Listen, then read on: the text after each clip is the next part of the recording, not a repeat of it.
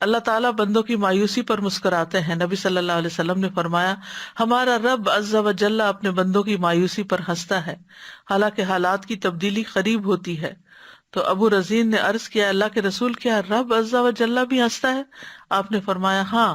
تو انہوں نے عرض کیا جو رب ہنستا ہے اس کے ہاں ہم خیر و بھلائی کو مفقود نہیں پا سکتے، یعنی پھر اس کے پاس تو خیر و بھلائی ہی ہے. مایوسی کے بہت سے نقصانات بھی ہیں. مایوسی ہلاکت اور گمراہی کا سبب ہے. اور قاسمی کہتے ہیں دنیا سے محبت کرنا اور اس کو آخرت پر ترجیح دینا اور اللہ تعالیٰ کی نعمتوں کی ناشکری کرنا اور ان کے شکر سے اعراض برتنا اور جو تکلیف اس کی تقدیر میں لکھی جا چکی ہو اس سے چھٹکارا حاصل کرنے میں بے صبری اور مایوسی کا مظاہرہ کرنا، یہ سب گمراہی ہے. اور گمراہ لوگ گمراہی کی وادی میں جا پڑتے ہیں اور مایوسی ہی اس بات کا سبب بنتی ہے. پھر مایوسی میں تباہی ہے.